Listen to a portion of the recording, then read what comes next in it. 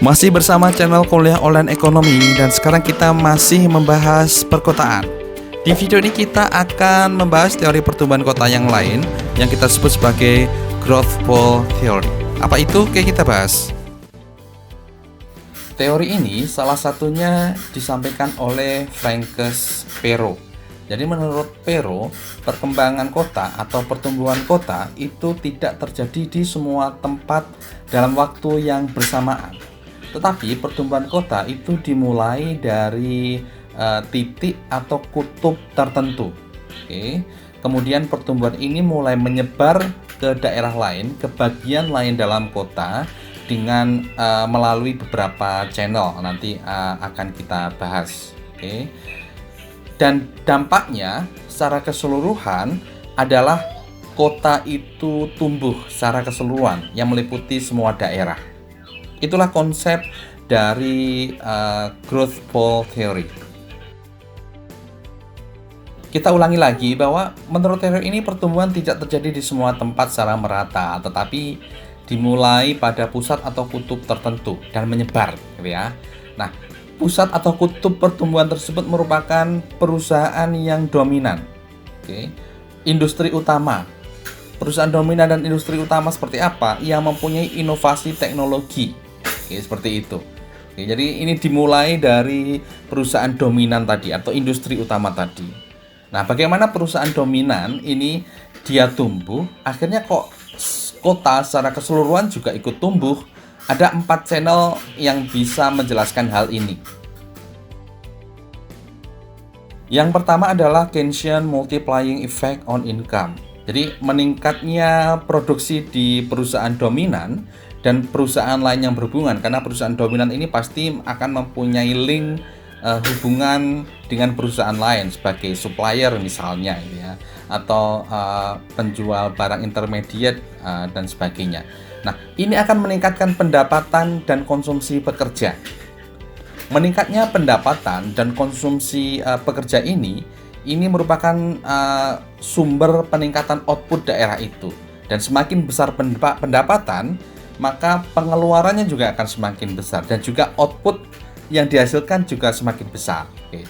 Jadi dimulai dari perusahaan itu, tapi secara keseluruhan ekonomi itu juga bergerak karena adanya kenaikan pendapatan itu. Itu yang pertama. Yang kedua adalah multiplying effect ala Lentiev. Ini sebenarnya adalah mekanisme input output. Oke, perusahaan dominan berkembang. Perusahaan dengan teknologi tadi berkembang, tetapi dia memerlukan input dari perusahaan lain. Dan mungkin hasilnya atau output dari perusahaan itu akan digunakan oleh perusahaan lain juga. Saling kait-mengkait seperti ini. Jadi kenaikan produksi di perusahaan tersebut akan meningkatkan produksi di perusahaan-perusahaan lain dengan mekanisme input output tadi. Oke.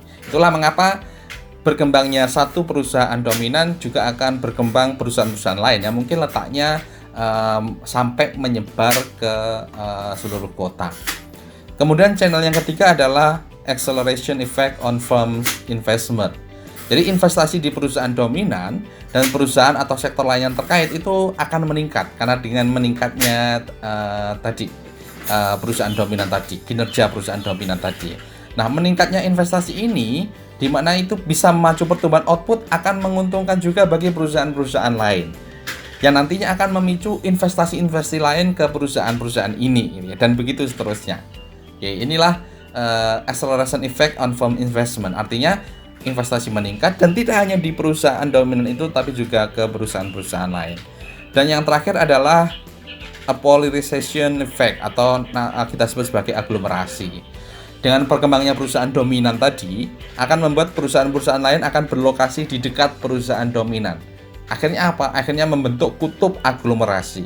Nah, aglomerasi itu akan membawa dampak positif, oke, ke perusahaan itu, ke daerah itu, ke perekonomian itu, hingga ke perekonomian dalam kota itu. Nanti akan kita bahas dampak positif dari aglomerasi.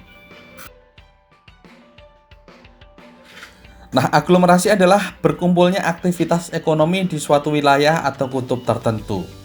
Alfred Marshall itu menjelaskan ada 3 keuntungan dari aglomerasi yang dia sebut sebagai Trinity of Agglomeration Economies. Yang pertama adalah local pool of skilled labor. ada pemusatan tenaga kerja di situ. Keuntungannya apa? Perusahaan akan mudah memperoleh tenaga kerja. Perusahaan akan mudah untuk memperoleh tenaga kerja yang berkualitas. Oke, itu salah satu keuntungannya. Kemudian ada local supplier linkage. Oke, ada perusahaan supplier yang juga berkumpul di situ. Manfaatnya apa? Akan menurunkan biaya transportasi atau logistik. Oke, itu yang pertama. Sebenarnya ada manfaat yang lain, yaitu apa? Skala ekonomi.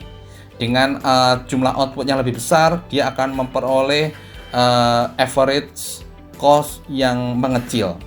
Oke, itu dampak dari skala ekonomi, economies of scale. Oke, kemudian yang ketiga adalah local knowledge spillover. Oke, banyak berkumpul di situ perusahaan di situ, tenaga kerja juga berkumpul di situ, akan ada pertukaran ide, ada banyak pengetahuan di situ yang bisa dimanfaatkan untuk meningkatkan produktivitas. Oke, itu adalah keuntungan dari aglomerasi.